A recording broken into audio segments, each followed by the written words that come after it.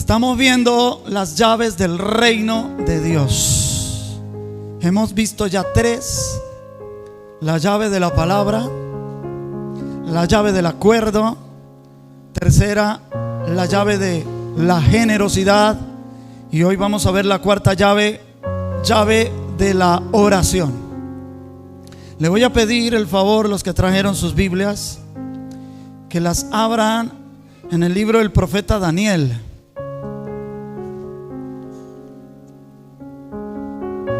Capítulo 10, y vamos a leer allí unos versículos, desde el versículo 1. Daniel capítulo 10, verso 1. Vamos a leer unos versículos de ese pasaje de la Biblia para aprender algo sobre la oración. Esta mañana vamos, después de la palabra, a presentar unos niños al Señor. Amén. Pero primero vamos a la palabra. Dice la palabra del Señor. Sígame usted con sus vistas la lectura de la palabra. Así dice, versículo 1: en el año tercero de Ciro, rey de Persia, fue revelada palabra a Daniel, llamado Beltsasar, y la palabra era verdadera y el conflicto grande. Pero él comprendió la palabra,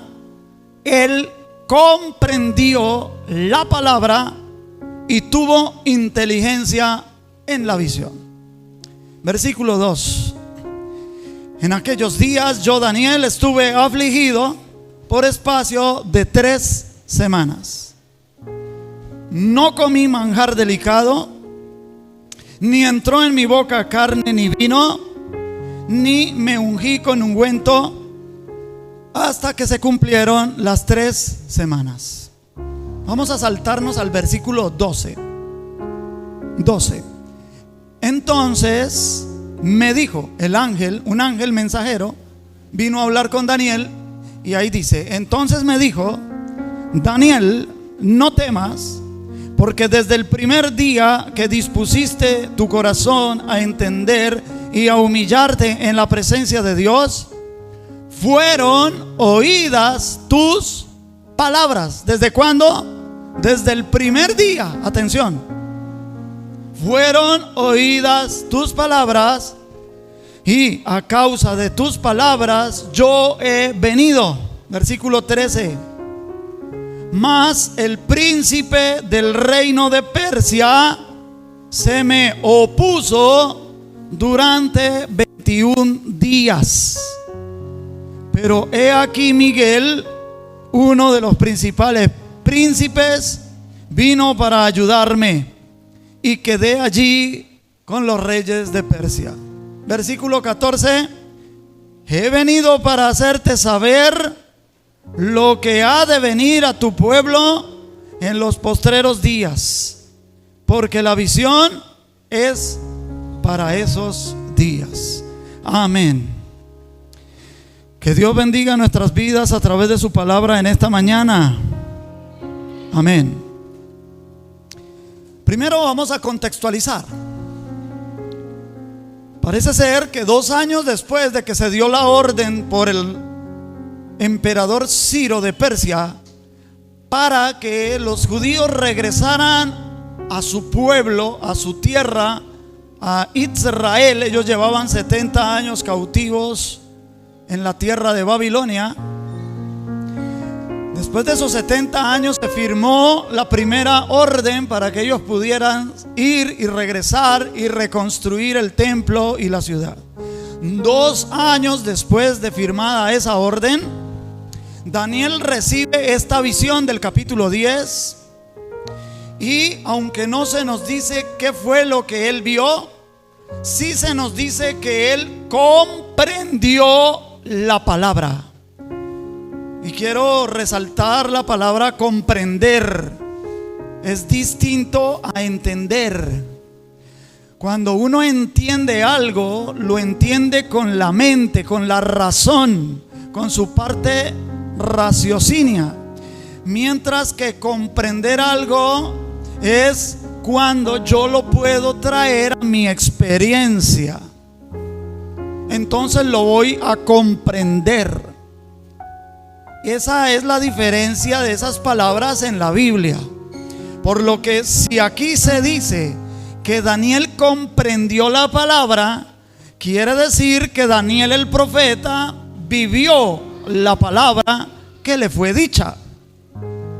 Y dice que tuvo inteligencia en la visión. Es decir, ahora sí, con el entendimiento, él entendió con su mente el significado de lo que había visto en la visión. Ahora bien, Daniel tan pronto como entendió y como comprendió, se puso a orar. Porque dice que hubo gran conflicto. Es decir, parece ser que el profeta Daniel en esa visión pudo ver un gran conflicto para su pueblo Israel. Y entonces, como consecuencia, Daniel se puso a orar. Y dice que estuvo afligido durante 3 semanas. Cada semana es de 7 días. Es decir, 7 por 3, 21 días. ¿Por qué 21 días? Porque en el día 21 vino el mensajero de Dios, un ángel, un malachim, un ser celestial trayendo una respuesta de Dios para Daniel. Entonces, hay un secreto que nosotros debemos descubrir: el por qué se nos dice el tiempo en que Daniel tuvo que esperar la respuesta y el tiempo en el que él estuvo orando por esa respuesta.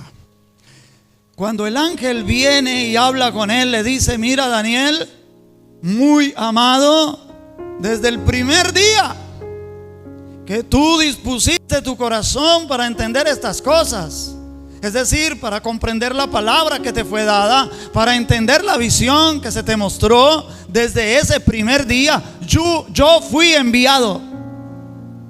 Pero hay un pero: se me interpuso el príncipe de Persia. Sabemos que este príncipe no es un príncipe humano. Ningún ser humano puede detener a un ángel.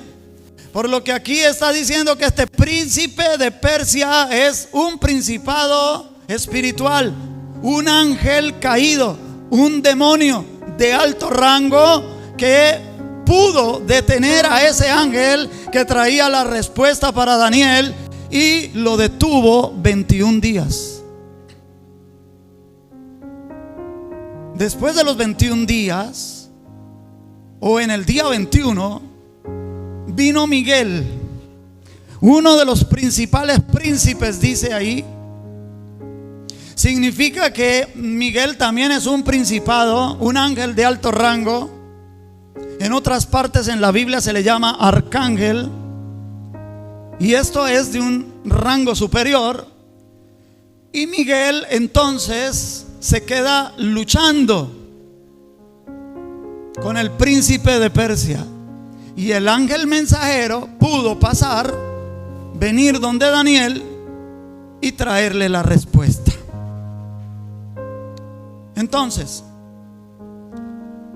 la pregunta que vamos a tratar de responder en esta mañana es: ¿por qué razón Miguel, que tenía la potestad de dominar, por si se me permite esta palabra, a ese otro príncipe de Persia, a ese principado demoníaco, por qué esperó 21 días para ayudar al ángel mensajero?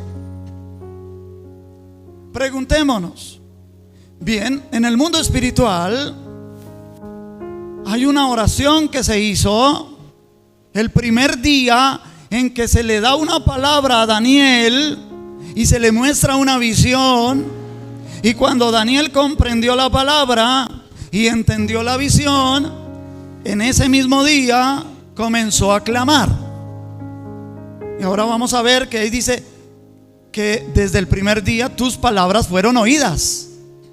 ¿Cuáles palabras? las de su oración. ¿Estamos bien hasta ahí? Entonces, si el primer día aquí en la tierra hubo alguien que empezó a orar conforme a la voluntad de Dios, porque sabemos que conforme a la voluntad de Dios, porque el profeta entiende la visión, comprende la palabra. Cuando alguien comprende la palabra y cuando alguien entiende la visión, pues por supuesto que va a orar conforme a lo que ha entendido, conforme a lo que ha comprendido. Pero si aquí hay una oración que se hace a Dios conforme a su voluntad, y hay un principado demoníaco que detiene la respuesta, ¿por qué el mundo espiritual no reacciona a favor del ángel mensajero? ¿Por qué ese ángel de alto rango llamado Daniel no reaccionó y vino a ayudarle el primer día? ¿Por qué tuvo que esperar 21 días? Es la pregunta. Y vamos a tratar de averiguarlo. Entonces vamos a hacer primero unos comentarios prácticos. Comentario número 1. Daniel había comprendido la palabra. Hermanos, el motivo más alto de la oración no es obtener nosotros la respuesta. Repito, el motivo más alto de la oración, y esto lo debe comprender la iglesia, el motivo más alto de la oración no es obtener la respuesta de Dios, sino unir nuestra voluntad a la voluntad de Dios. Porque cuando nuestra voluntad se une a la voluntad de Dios, entonces Dios puede venir y obrar en la tierra. Hay textos que nos indican que Dios no hará nada sobre la tierra si primero aquí alguien antes pide. Si aquí nadie pide, Dios no hace. Y vamos a tratar de descubrir esto, hermanos. En el Evangelio según San Mateo, capítulo 18, verso 18, dice: todo lo que atareis en la tierra será atado en el cielo, y todo lo que desatares en la tierra será desatado en el cielo. Nótese que el orden es este: primero hay que atar en la tierra y después se ata en el cielo. No es que primero se ata en el cielo para después atar en la tierra, sino que si alguien aquí en la tierra entiende el tiempo correcto, la voluntad de Dios, y comienza a atar lo que Dios quiere atar, entonces desde la tierra se da, si se me permite, la orden para que el cielo también ate. Y si aquí en la tierra se da la orden para desatar, el cielo desatará. Ahora, Dios es soberano. ¿Usted lo cree? ¿Saben lo que significa soberano, verdad? Un rey se le dice soberano. ¿Estamos bien?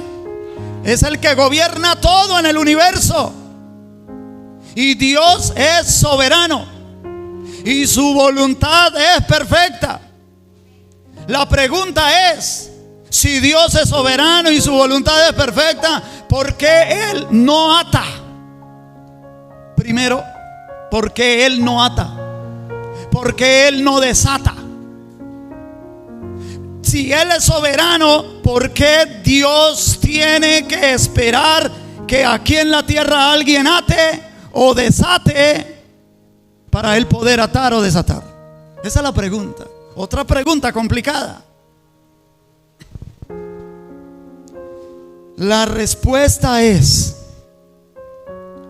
que no se trata que los creyentes logremos nuestros propios fines por la oración.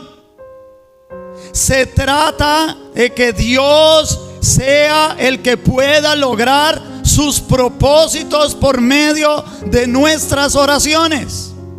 Si no entendemos eso, hermanos, ¿qué vamos a hacer? Vamos a empezar a pedir por nosotros, a pedir por nuestras necesidades, a pedir para mí, yo quiero para mí. Señor, dame esto, Señor, dame lo otro. Y parece muchas veces que no viene la respuesta, porque no estamos interesados para nada en conocer la voluntad de Dios y unir nuestra voluntad a la voluntad de Él. Vamos a decirlo así, a plata franca.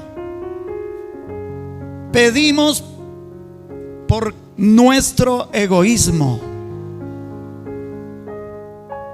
No estamos pensando en Dios para pedir. Déjeme desarrollar un poquito más esta idea. El creyente debe primero comprender la voluntad de Dios, debe entender la voluntad de Dios, como lo hizo el profeta Daniel. Cuando nosotros logramos ver la voluntad de Dios, nuestras peticiones basadas en nuestras necesidades desaparecen. Muchas gracias, Dios le pague. Un poco afectado de la voz, perdón, hermanos. Me traen una agüita aromática. Dios los bendiga, gracias. Cuidan la garganta del pastor. Diga, pastor, beba.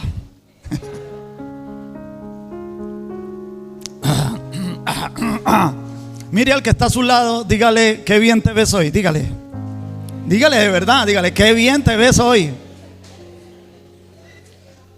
Eso. Dígale, te ves casi de bien como me veo yo. Aleluya. Bien, sigamos. Cuando nosotros logramos ver la voluntad de Dios, nuestras peticiones basadas en nuestras propias necesidades desaparecen, hermanos. Porque vemos que la voluntad de Dios es superior a cualquier cosa que yo necesite. ¿Sabe por qué la Biblia dice que el Padre sabe nuestras necesidades antes de que nosotros las pidamos? ¿Sabe por qué lo dice? Para que nos olvidemos de nuestras necesidades, hermano, y primemos que sea primordial, que sea primero la voluntad de Dios. Señor, haz tu voluntad. Yo sé que tú conoces mi necesidad, entonces haz tu voluntad. No sé si estamos aprendiendo. Entonces yo voy a priorizar la voluntad de Dios antes que la mía. Ahí está el secreto de la respuesta de Dios. Ahora bien, hermanos, y cuando yo oro en contra de la voluntad de Dios, ¿qué pasa? Si somos honestos con nosotros mismos, yo quiero decir en esta mañana, muchas de nuestras oraciones son hechas en contra de la voluntad de Dios. ¿Cómo le llamamos nosotros a eso? Oraciones contrarias. No vaya a buscar esa expresión en la Biblia porque no aparece. Es algo que nosotros le hemos llamado así. Vamos al libro de Apocalipsis, capítulo 8. Apocalipsis capítulo 8, verso 1. Y vamos a leer hasta el verso 5. Siga la lectura, por favor. Dice así: cuando abrió el séptimo sello, se hizo silencio en el cielo como por media hora. Y vi a los 7 ángeles que estaban de pie ante Dios, y se les dieron 7 trompetas. Otro ángel vino entonces y se paró ante el altar con un incensario de oro, y se le dio mucho incienso para añadirlo a las oraciones de todos los santos sobre el altar de oro que estaba delante del trono. Y de la mano del ángel subió a la presencia de Dios el humo del incienso con las oraciones de los santos. Y el ángel tomó el incensario y lo llenó de fuego del altar y lo arrojó a la tierra, y hubo truenos y voces y relámpagos y ¿qué más? Y un terremoto.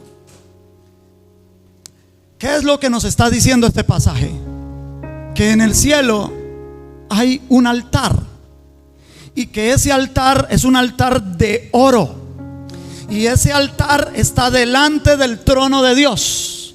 Delante del trono de Dios está ese altar. ¿Y qué se hace en ese altar? En ese altar se queman el incienso, y ahí nos habla de un incienso puro, pero ese incienso se mezcla, si se me permite, se mezcla con las oraciones de todos los santos. La palabra santos ahí no se refiere a San Aniceto, a San Agustín, a San Policarpo. No. Está hablando de todos los creyentes, porque los creyentes se les llama en la Biblia santos porque fueron apartados, porque fueron puestos aparte. La palabra santo en la Biblia significa puestos aparte. ¿Estamos bien? Entonces, allá en el cielo hay un altar de oro que está delante del trono de Dios. Sobre ese altar se quema incienso. Ese incienso puro, ¿qué es? La intercesión de Cristo. Cristo es el incienso puro. Y cuando las oraciones de los santos logran llegar sobre el altar de oro, se mezclan con el incienso puro, es decir, con la intercesión de Cristo. Y dice que de la mano del ángel sube el humo a la presencia de Dios. Y entonces, como consecuencia, como resultado, dice que el incensario es lanzado a la tierra. Y entonces dice que hay truenos, hay voces, hay relámpagos y un terremoto. Entonces, hermanos, cuando nuestras oraciones van en afinidad, en línea con la voluntad de Dios, con lo que Cristo intercede, entonces nuestras oraciones logran quemarse. Si nuestras oraciones logran quemarse ahí, sube el olor a Dios. Entonces nuestras oraciones, antes de ser oídas, son olidas. Quisiera tener a 2 o 3 que me entendieran esta mañana. Y si las oraciones son olidas, percibidas por Dios, Él envía la respuesta. Pero si sucede lo contrario, si nuestras oraciones son hechas en contra de la voluntad de Dios, esas oraciones no se van a quemar en el altar, sino que van a quedar en el ambiente. ¿Y quiénes son los que aprovechan esa energía? Los demonios. Pastor, por favor, compruébame eso bíblicamente. Con mucho gusto, usted me lo pide, yo se lo compruebo. Y alístese porque vamos a ir a varios versículos rápidamente. Salmos. En el Salmo 106, versículo 36. Vamos a leer hasta el 38.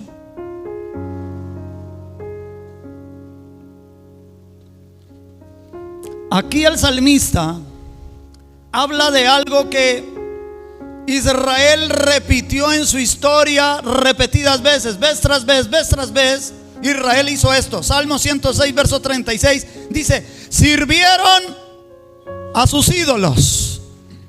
Ojo, porque le está hablando o está hablando del pueblo de Dios. Aquí no está hablando de los pueblos paganos, está hablando del pueblo de Dios. Y dice que ellos sirvieron ¿a quiénes? A sus ídolos, los cuales fueron causa de su ruina. Si algo trae ruina es la idolatría, mi querido hermano. 37.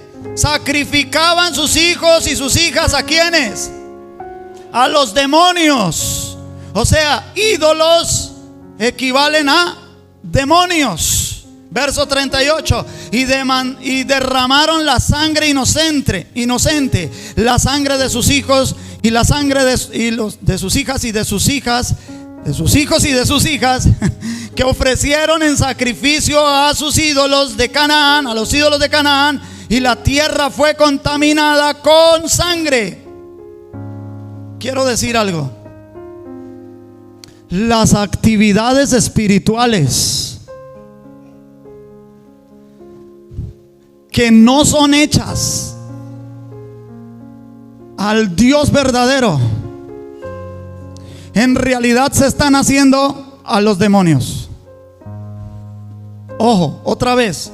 Las actividades espirituales, como la oración, el ayuno, la vigilia, la adoración, que no se hace al verdadero Dios, en realidad se está haciendo para los demonios.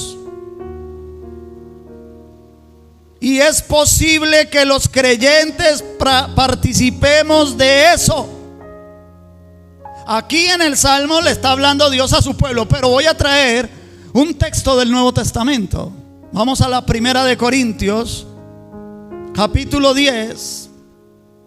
Vamos a leer el verso 14. Y después nos vamos a saltar. Yo les digo, bueno, verso 14 dice: por tanto, amados míos, ¿qué hay que hacer? Huid ¿de qué? ¿A quién le habla? Aquí este es el apóstol San Pablo el que está escribiendo. ¿A quién le habla? A la iglesia en Corinto. No le está escribiendo a los inconversos, a los paganos. Le está escribiendo a cristianos. Y le está diciendo: hermanos amados míos, huid de la idolatría. O sea, los creyentes a veces practicamos idolatría. Verso 15. Como a sensatos os hablo, juzgad vosotros lo que digo. Verso 16. La copa de bendición que bendecimos, esto es en la cena del Señor. Pregunta: ¿no es la comunión de la sangre de Cristo? Saltémonos al verso 19, por favor. Verso 19. Pregunta: ¿qué digo pues? ¿Que el ídolo es algo? ¿O que sea algo lo que se sacrifica a los ídolos? Verso 20. Antes digo, lo que los gentiles sacrifican, a los demonios lo sacrifican, y no a Dios. Atención lo que sigue. Y no quiero que vosotros, cristianos, creyentes, no quiero que vosotros os hagáis partícipes de los demonios. Cuando el creyente participa de lo que no es correcto, hermanos, atención, voy a empezar por lo correcto. Cuando el creyente participa de las cosas correctas, está participando de Cristo. Pero cuando el creyente participa de las cosas incorrectas, está participando de los demonios. Pasó de largo. Nadie dice amén.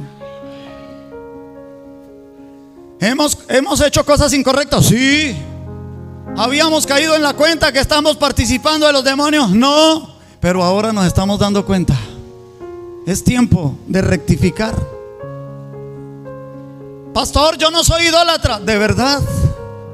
¿En serio? ¿Seguro? Última palabra.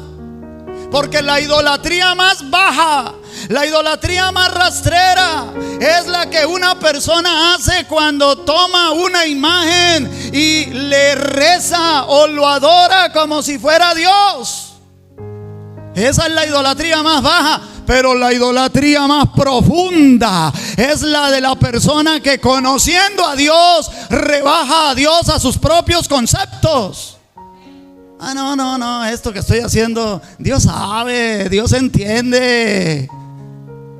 Yo no estoy fuera de la legalidad. Ay, Dios conoce las cosas.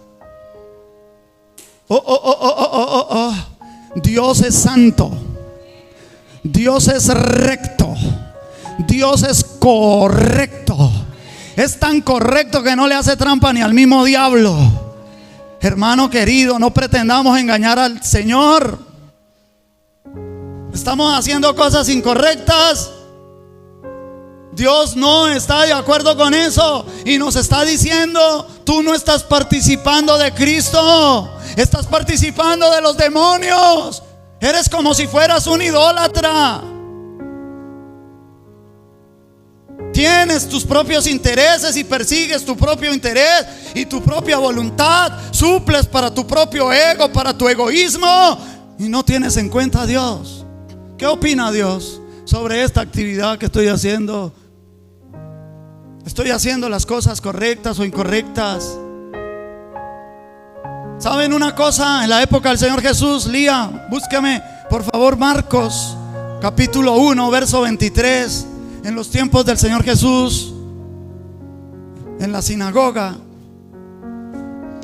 dice: pero había en la sinagoga de ellos un hombre con un espíritu inmundo que dio voces. Atención, antes de que leamos el otro versículo.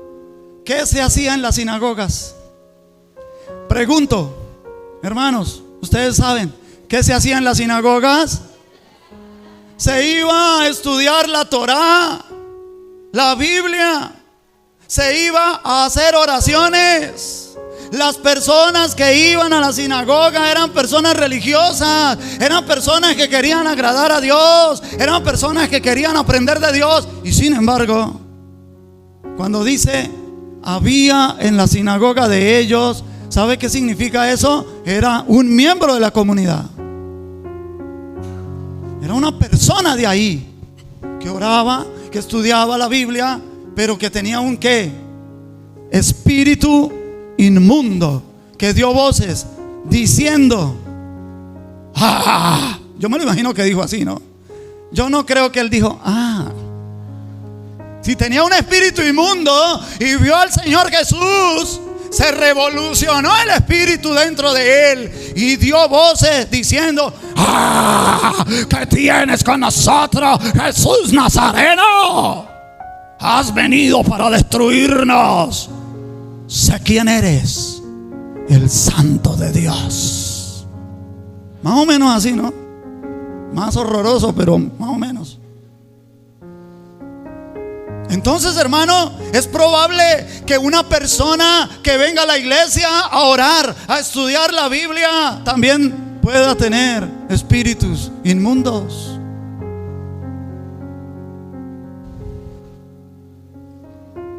¿Sabe? Vamos a ir al Antiguo Testamento. Job, por favor. Libro de Job, capítulo 24.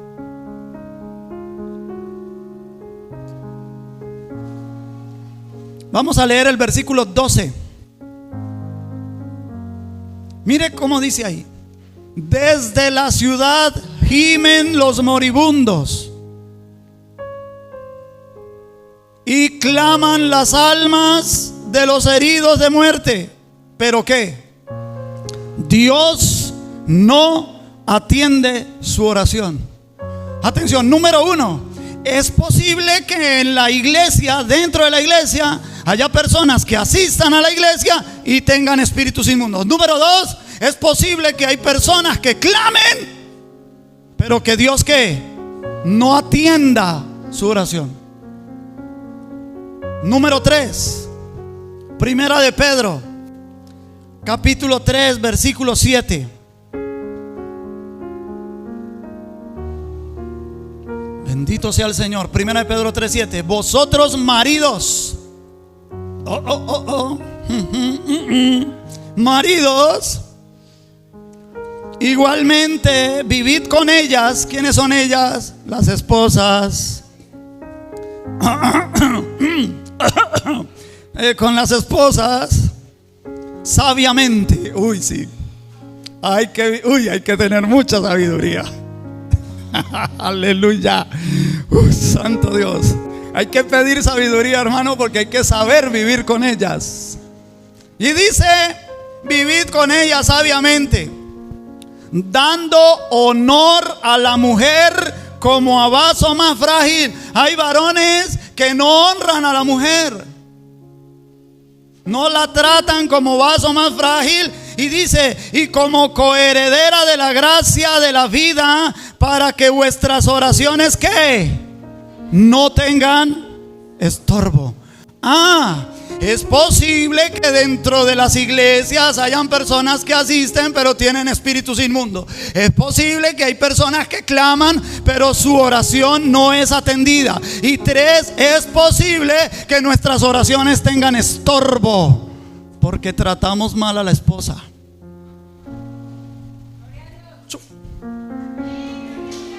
Yo hubiera sido mujer, estaría diciendo aleluya. Yo siendo mujer diría: habla Jehová, habla Jehová, que tu siervo oiga.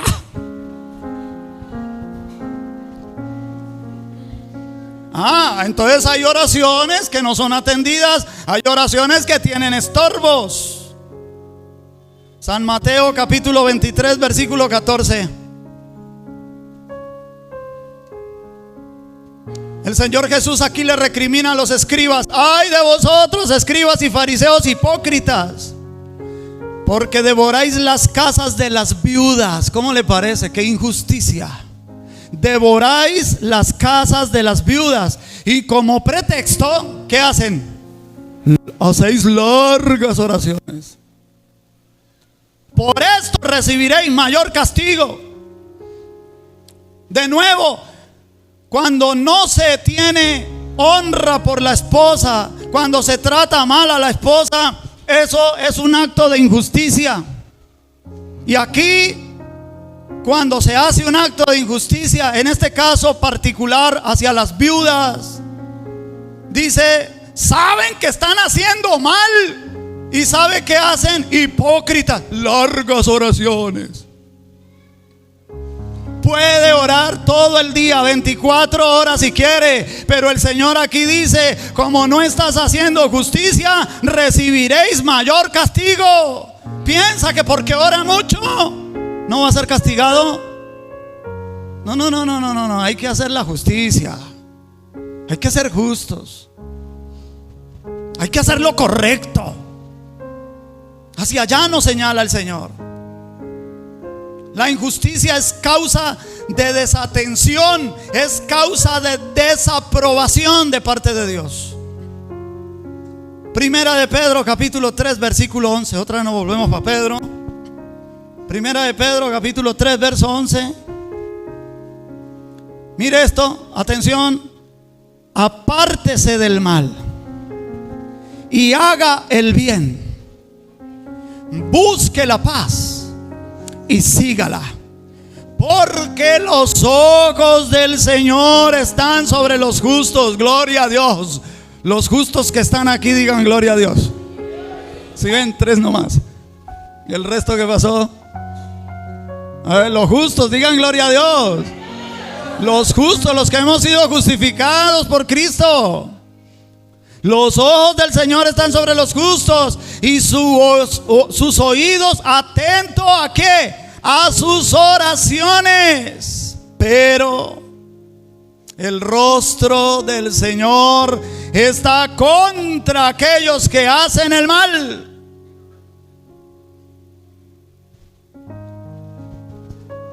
Cuando tú haces lo incorrecto, estás haciendo el mal. Pero perdóneme, yo le voy a decir lo siguiente: cuando tú oras incorrectamente, cuando tú oras en contra de la voluntad de Dios, estás haciendo también el mal, porque le estás dejando esa energía ¿a quiénes? A los demonios. Pero cuando la oración se hace conforme a la voluntad de Dios, esa oración se convierte como en la vía a través de la cual la voluntad de Dios se mueve. Si usted me lo permite, yo lo ilustro de la siguiente manera: la voluntad de Dios es poderosa, es como un tren. Esa máquina tiene un gran poder, puede recorrer cientos de kilómetros en tan solo unos minutos. Pero ese tren necesita unos rieles a través de los cuales se pueda mover. Entonces, mis queridos hermanos, la oración nuestra es las vías de ese tren. El tren es la voluntad de Dios, la oración de nosotros, la vía de ese tren. Dios es todopoderoso. Él obra poderosamente, pero no obrará en la tierra hasta que nosotros aquí no oremos conforme a su voluntad. Dios, para obrar sobre la tierra, puede obrar de dos maneras. Número uno, cuando se cumple su kairos. Kairos es una palabra griega que significa tiempo, pero es el tiempo de Dios, porque el tiempo humano en la Biblia se dice cronos. ¿Y qué es el kairos? Dios tiene un plan, Dios tiene un propósito con cada uno de nosotros, pero Dios trabaja con cada uno de nosotros en sus tiempos diferentes. Entonces, cuando se cumple el tiempo, cuando se cumple el kairos, Dios hace las cosas, aunque nosotros aquí no hemos movido ni un dedo. Por ejemplo, cuando llegó el tiempo de que Cristo naciera, cuando llegó el tiempo en que Cristo se encarnara, el apóstol San Pablo escribe a los Gálatas que cuando vino el cumplimiento del tiempo, Dios envió a su Hijo nacido de mujer. Dios lo envió. ¿Quién lo iba a poder evitar? Nadie. Cuando nació, Herodes quiso matarlo y Dios lo evitó, porque Dios estaba trabajando en su tiempo. ¿Cuál es el problema de ese trabajo de Dios? Que nosotros todavía no hemos identificado ese patrón del tiempo divino sobre nosotros. Es decir, el kairos de Dios puede estar pasando en este momento sobre tu cabeza.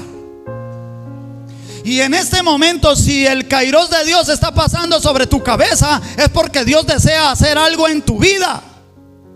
Y si tú no comprendes que hay un kairos de Dios sobre tu cabeza y lo dejas pasar, pues toca esperar que ese kairos vaya y dé la vuelta, porque eso es cíclico. Y tú no sabes cada cuánto el kairos de Dios viene sobre ti. ¿O si lo sabes? Si lo sabes, gloria a Dios. Pero si no lo sabes, ese es el problema. ¿Y sabes qué pasa cuando kairos de Dios viene sobre tu cabeza y tú no te das cuenta?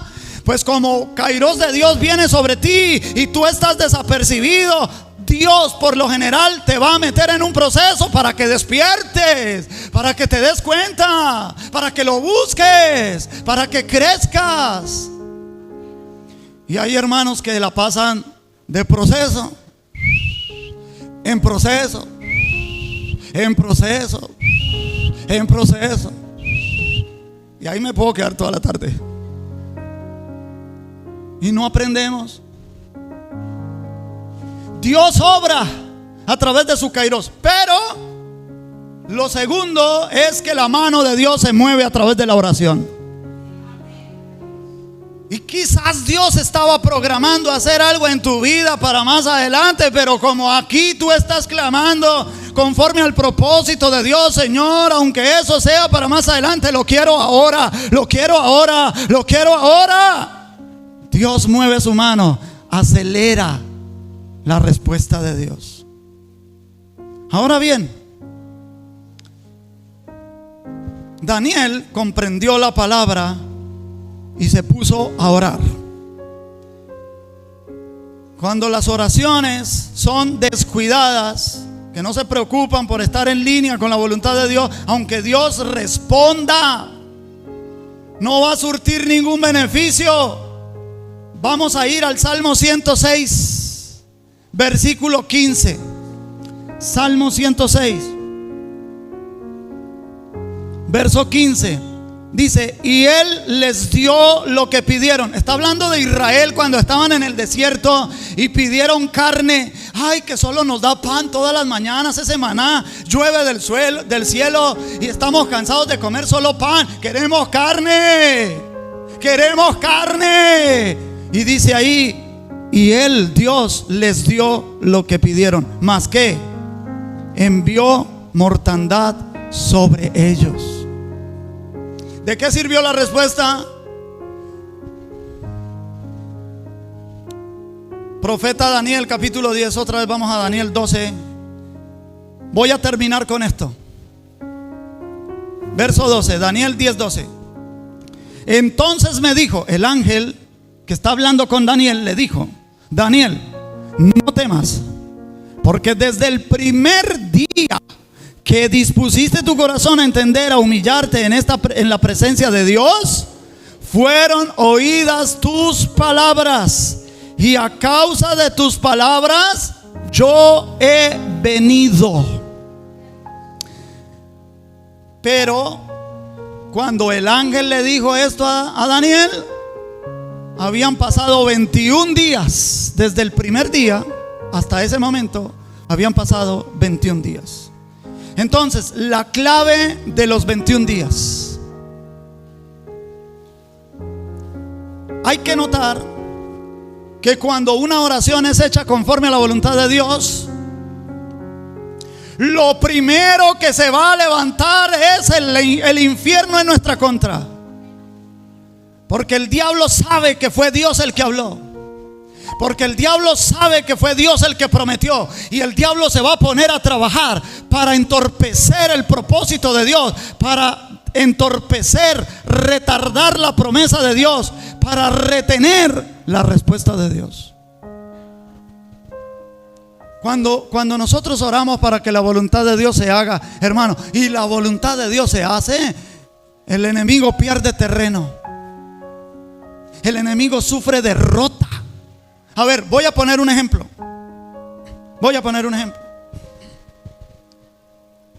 Hay un bar en la esquina. Es un ejemplo, no, aquí no, sino hay un bar en la esquina. Y a ese bar vienen miércoles, jueves, viernes, sábado, domingo, hombres en pernicia, maldiciendo, emborrachándose, gastando el dinero que es de su familia, de sus hijos. Un lugar para la perdición. El que obra ahí no puede ser Dios. Pero si hubiera una iglesia que dijera: Señor, que ese lugar sea transformado en otro negocio, en donde se pueda servir al prójimo. Señor, por favor haz algo, por favor haz algo, por favor haz algo. Y Dios hace algo y contesta la oración. Y ese lugar se acaba, ese lugar entra en quiebra. Y el dueño del bar tiene que vender y se tiene que ir. Y luego viene un señor y establece una panadería ahí. La voluntad de Dios se estableció. ¿Y quién perdió? El enemigo perdió. Porque ya no está funcionando en el lugar. Estoy dando un ejemplo, una ilustración. Al principio de esta reflexión dijimos: ¿por qué Miguel el arcángel se tardó 21 días? Hay un secreto en los 21 días. Daniel lo que sí no hizo fue dejar de orar. Desde el primer día clamó. El segundo día no vio la respuesta, siguió clamando. El tercer día no vio la respuesta, siguió clamando. El día 14 no vio la respuesta, siguió clamando. El día 18 no vio la respuesta, siguió orando. Día 20 no vio la respuesta, siguió orando. Día 21, nada que llega la respuesta, siguió orando. Y el enemigo no pudo retener más tiempo la respuesta. Es decir, todo lo que el enemigo puede retener la respuesta solo son 21 días. Siempre y cuando aquí oremos. Porque si tú oras y no ves la respuesta al otro día, puedes caer en desánimo y no sigues orando. Pues el enemigo va a retener esa respuesta más tiempo. No sé si me estoy dando a entender. Pero si aquí alguien ora y persevera en la oración y sigue orando y sigue orando y sigue orando, él no puede retener la respuesta más de 21 días. Yo lo creo. Está en la Biblia. Como decía un predicador de antaño, G.J. Ávila. No sé, aquí algunos ya, nuevas generaciones, no saben quién fue él. Gran predicador puertorriqueño. ¿Sabe qué decía él? Si la Biblia dijera, hablaba más o menos así. Si la Biblia dijera, mis queridos hermanos, aleluya. Si la Biblia dijera que las hormigas crecen grandes como un elefante, yo lo creyera. Aunque nunca he visto una hormiga crecer así de grande, pero yo lo creyera porque la Biblia lo dice. Aleluya, gloria a Dios. Y yo también digo lo mismo. Si la Biblia lo dice, yo lo creo.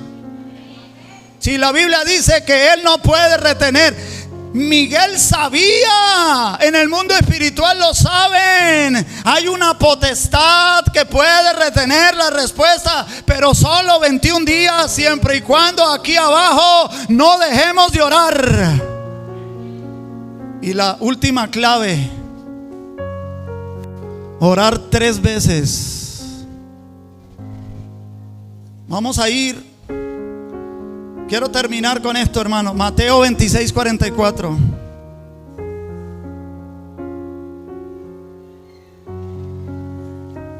Mateo 26, 44. Mire, dice: esto es el Señor Jesús en el Getsemaní. Y dejándolos a los discípulos. ¿Se acuerda que los discípulos se quedaban dormidos? Y el Señor allá orando en agonía, volteaba a mirar allá a los discípulos. Dice que se retiró de los discípulos como a tiro de una piedra, es decir, más o menos unos 50 metros. Y se fue aparte y él oraba. Y cuando volteó a mirar allá de los tremendos dormidos, entonces él se levantaba, iba y los despertaba. Ey, pero no pueden velar conmigo y que era una hora, por favor, por favor. Y se volvía y se retiraba y volvía y oraba. Mire lo que dice aquí. Dice: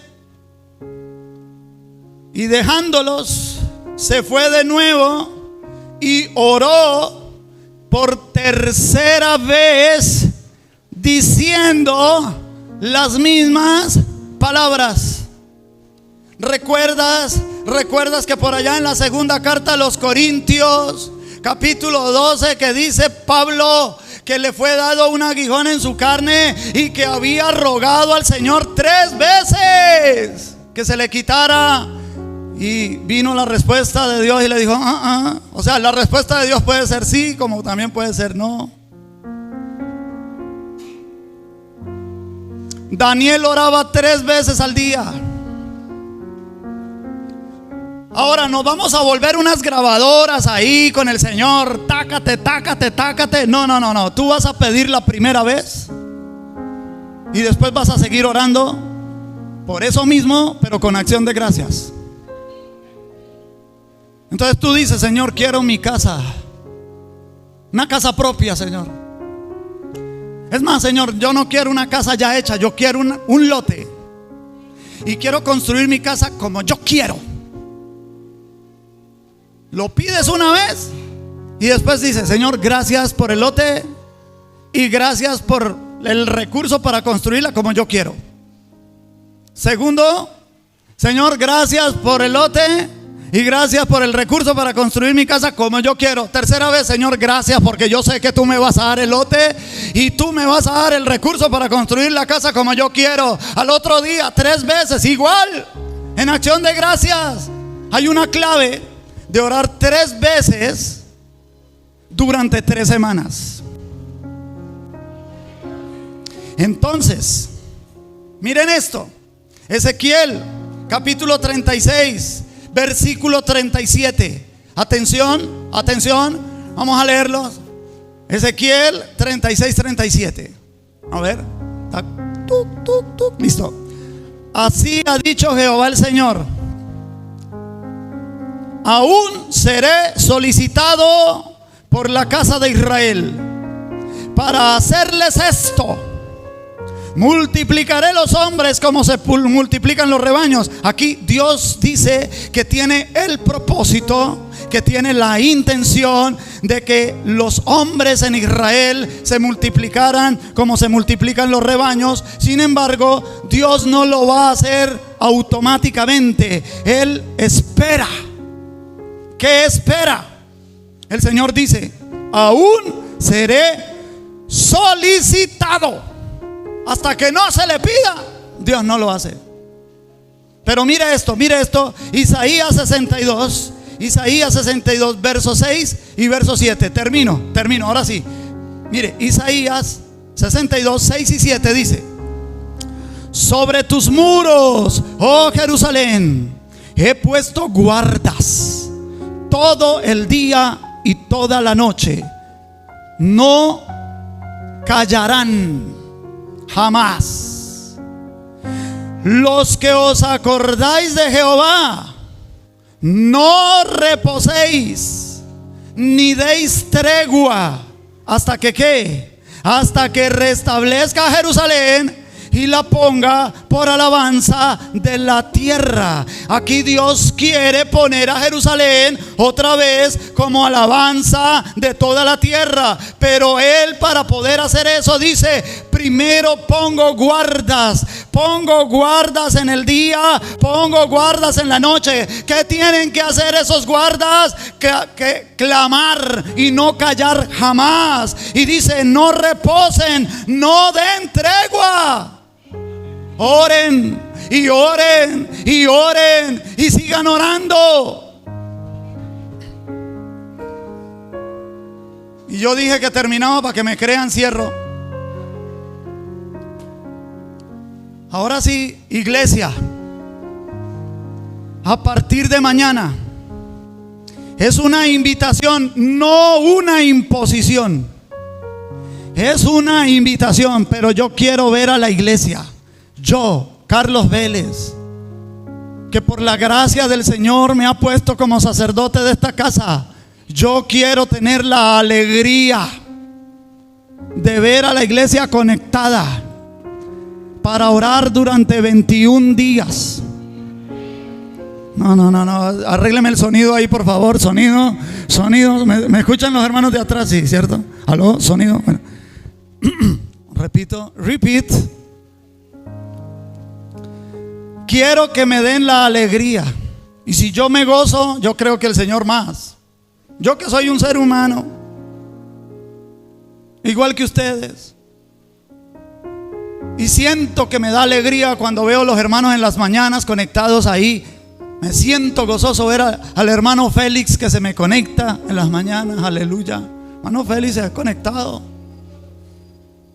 Pero ¿saben qué? Nos hemos conectado todas las mañanas de lunes a viernes y no pasamos de 15 personas. Y la iglesia aquí somos más de 15. Les invito a partir de mañana y hasta el día 8 de junio se completan los 21 días. Los sábados, los domingos y los festivos, cada uno ora en su casa. Pero de lunes a viernes estemos conectados a las 5 de la mañana. Se envía el enlace por el grupo de la iglesia. Los que no están incluidos en el grupo de la iglesia, los incluimos. Entre más mejor. Y nos vamos a meter 21 días de oración, 21 días de clamor. Y el enemigo no podrá retener la respuesta de Dios más de ese tiempo. Yo lo creo.